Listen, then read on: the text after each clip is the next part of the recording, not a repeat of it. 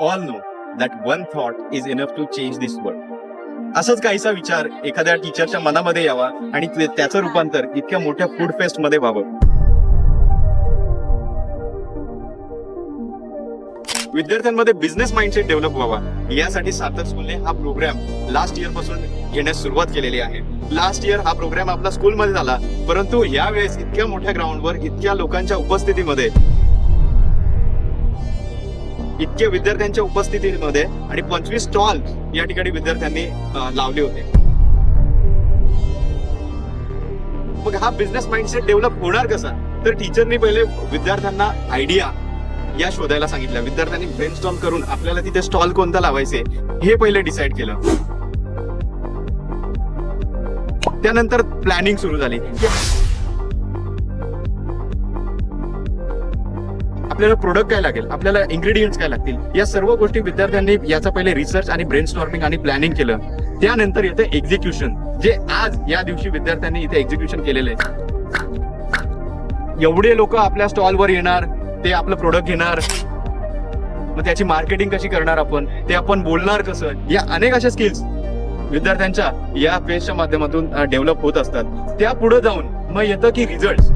मग या फेसचा रिझल्ट, आपण लावलेल्या शॉपचा किंवा स्टॉलचा रिझल्ट काय आला, प्रॉफिट झाला की लॉस झाला, मग याच्यावरचं रिफ्लेक्शन किंवा आपल्या चुका काय करायला हवं होतं, किंवा आपण काय केलं आणि काय केलं नाही आणि काय करायला हवं होतं, हे विद्यार्थ्यांना या रिफ्लेक्शनच्या माध्यमातून समजत असतं. आपण सर्वांनी विचार करायला हवा की एक स्टॉल जर 3 तासामध्ये 2,000 रुपयाचा व्यवसाय करू शकत असेल, तर मग 25 स्टॉल हे त्या 3 तासामध्येच 50,000चा रेव्हेन्यू जनरेट करू शकतात. मग एक दिवसाचं काय, एका वीकचं काय, एका महिन्याचं काय आणि एका वर्षाचं काय, किती मोठा या ठिकाणी बिझनेस तयार केला जाऊ शकतो याची विद्यार्थ्यांना तिथे एक आयडिया येत असते.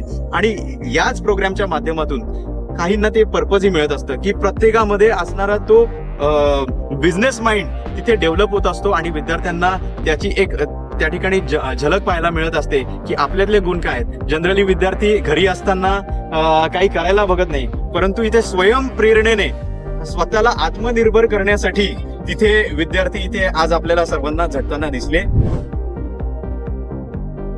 सो या प्रोग्राम मधून स्किल्स काय डेव्हलप होतात? पहिली गोष्ट कम्युनिकेशन. आपल्या स्टॉलवर येणारा कस्टमर, त्याच्याशी आपण बोलणार कसे आहोत, त्याला आपण वेलकम कसं करणार आहोत, त्याला आपण ग्रीट कसं करणार आहोत, या सगळ्या गोष्टी त्यांना इथे शिकायला मिळत असतात. दुसरी गोष्ट लीडरशिप. की लीडरशिप म्हणजे आपली 5 जणांची जर टीम असेल तर त्यांना आपण लीड कसं करणार आहेत, आपण तिथे पुढाकार कसा घेणार आहेत, सर्वांपेक्षा जास्त आणि चांगलं काम आपण कसं करणार आहेत, हे झालं लीडरशिप.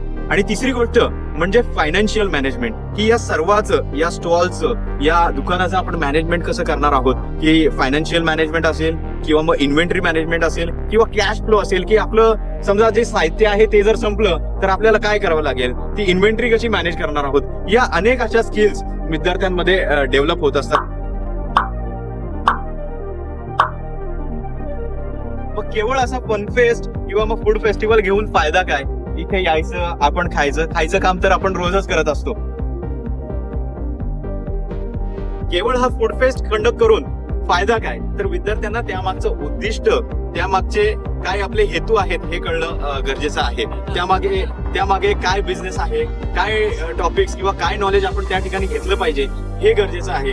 फक्त तिथे स्टॉल लावून, तिथे येऊन थोडी मजा मस्ती करून, खाऊन घरी जाण्यापेक्षा जर आपण ह्या बिझनेसच्या काही टर्म्स जर त्यांच्याविषयी अभ्यासण्याचा जर प्रयत्न केला, तर मला असं वाटतं की इथे येऊन आपलं एक दिवसात पोट भरू शकतं. परंतु हे नॉलेज जर आपण एकदा इथे आत्मसात जर केलं ना, तर वेळोवेळी दररोज पोट भरण्यासाठी आपल्याला तिथे नक्कीच मदत मिळेल असं मला वाटतं. Hence we say, from ABC to AI, we cover it all so that our leaders can stand tomorrow tall.